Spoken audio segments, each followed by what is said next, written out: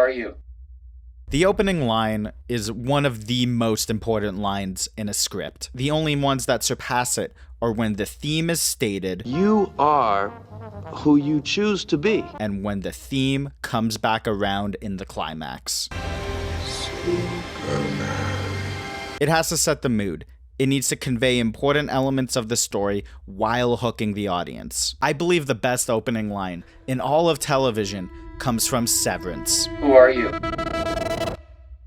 I've seen the pilot episode for Severance, Good News About Hell, like 5 times. I think it's one of the best pilots, and one of my favorite episodes of television of all time. To celebrate the release of Season 2 after a way too long break, I want to talk about this episode. If you enjoyed the video, consider subscribing and liking it. I'm trying to hit 1,000 subs before the end of March. Subscribing and liking lets me know that you guys want to see more content about TV and movies. I mostly talk about video games on this channel, and I wouldn't mind branching out a bit. With that housekeeping out of the way, this is your final spoiler warning. Trust me, it's better if you go into the show without knowing what it's about. The pilot takes half an hour to explain what the hell is going on. At most, I tell people it's about identity and work-life balance. So we're going to walk through the episode, and I'm going to share why it's my favorite pilot. As we go through the pilot, I want you to keep in mind the opening lines of the episode.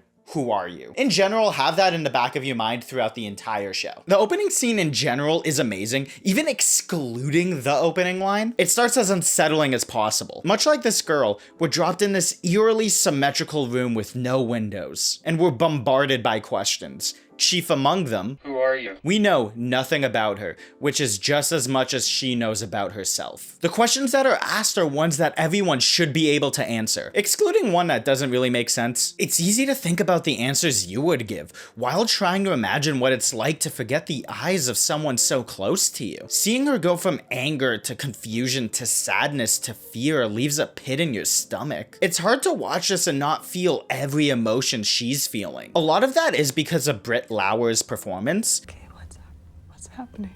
She is perfectly cast, much like the entire show. And then after all of this, we're greeted by Adam Scott in such a frightening way. I love how haunting this shot is too, seeing him looming over her, almost completely covered in shadow. After the cold open, the episode is broken up into 4 segments, or acts if you want to be a nerd about it. I view the 4 segments as when we don't know what's going on, when they explain what's going on, when we get to know the main character Mark, and when they set up the conflict of the season. I was trying to find the script online to get written confirmations on when the act breaks were, but for some reason I can only find the unaired version of the pilot script. I'm not entirely sure what it is. It's pretty different, so let me know if you want a video going over that script. In the first act, we follow Mark throughout his workday. The main thing that's off about this section, other than the weird security hoops he has to jump through, is how Mark acts. When we first see him, he's having a meltdown in his car, but when he gets on the elevator, his mood changes halfway through the ride. Even the music is more upbeat now, and he is visibly confused at the tissue paper in his pocket, like someone else put it there. Even how he banters with his coworkers and talks with his boss, he's in a completely different emotional state. We see the other side of the orientation questions, and it shows that this is standard procedure. One thing that really sticks out to me is how often Irving checks the security camera watching them. Between how scared he is and the woman currently going through it, it shows how much fear is at Lumen. Once we catch up with the cold open, we finally learn who she is and why she's here. Her name is Helly R, and she applied to work on the severed floor here at Lumen Industries. And it seems like the orientation is going well. Ow!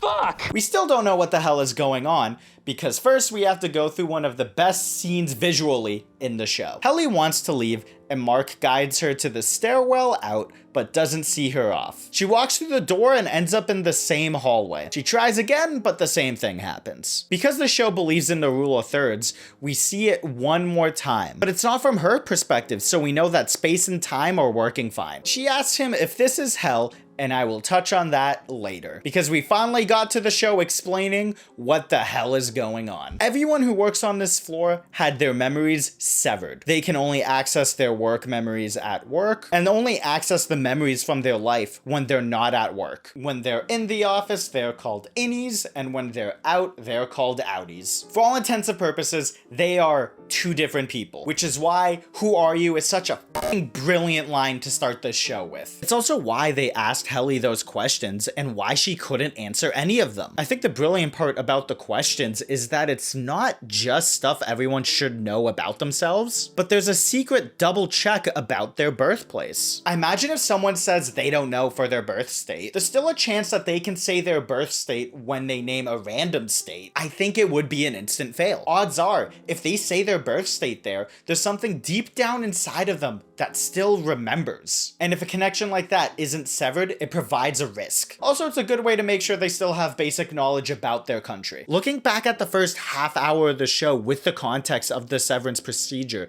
changes what you just watched. How Mark's attitude changes so quickly makes sense. His outie is very depressed, but his innie isn't carrying that pain, which is why he was so confused when he found the tissue in his pocket. He doesn't know why it's there, but he chalks it up to him being sick because he still has the sniffles from when he was crying. Even with Helly, you can see the exact moment she swaps between her innie and outie. When Mark leaves for the day, he almost runs Helly over and they do not recognize each other. Also, he got a gift card for sustaining an injury. The card lied about how it happened, but whose employer hasn't lied to them? We are now in the Get to Know Mark section of the pilot, and our first impression is only reinforced. He is very depressed. There's only 3 things I want to talk about in this act. First off, it's important to know that his wife is dead, which is another reason why everyone comments how terrible he looks and sounds, because his outie is an alcoholic. Second, the dinnerless dinner party. Why did they call World War One World War One?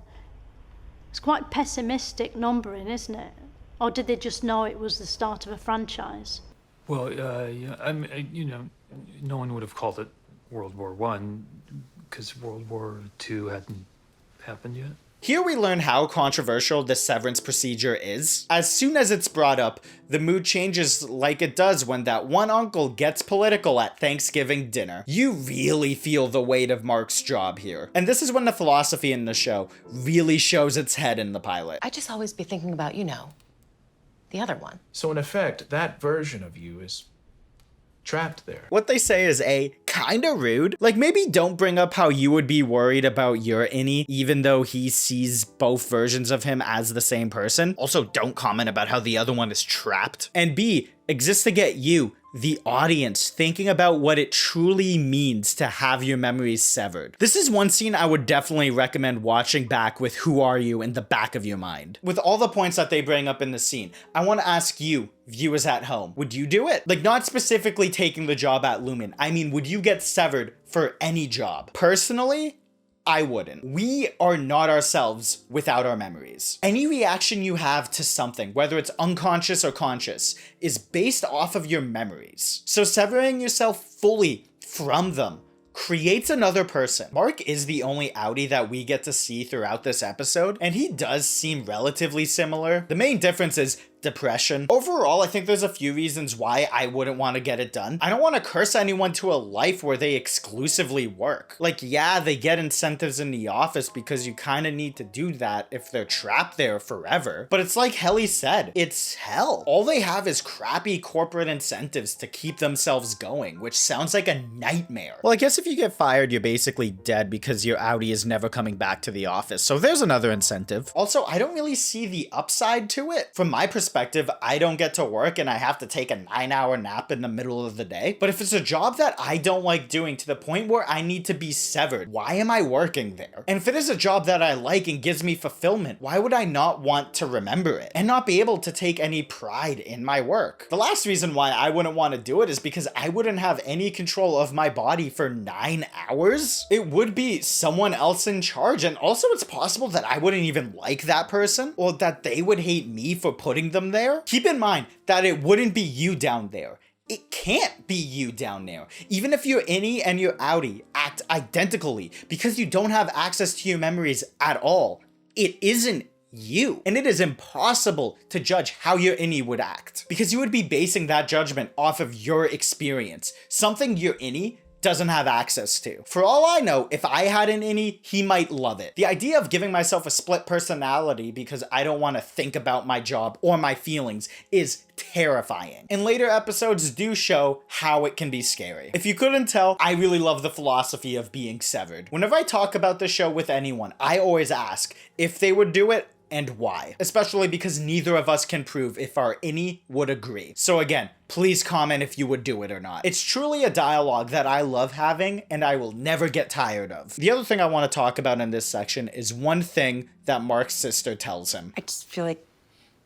forgetting about her for 8 hours a day isn't the same thing as healing. She is 100% right. He is running away from the memory of his late wife, running away from his feelings. Lumen's severed floor may be hell, but every day Mark woke up without her is a different hell. This line is an important theme around Mark's character, and it also confirms to me that his innie and outie are very similar despite the odds. That exchange brings us from the third act to the fourth act, when the show starts setting up the conflicts for the season. While enjoying dinner at Pip's Bar and Grill, someone shows up and claims to be from work. Mark has no idea who he is because he has zero access to those memories. But the audience recognizes his name and an inside joke, he says. He starts to plant the seeds of distrust towards Lumen, which we already had because they lied about how he got hurt, and his bosses are creepy as hell. Mr. Milchek and Harmony are so sus. Every scene with them is covered in condescending corporate speak that's so cold in a frightening way. They are the main reason why I tell people who don't like their jobs to watch the show. To be fair though,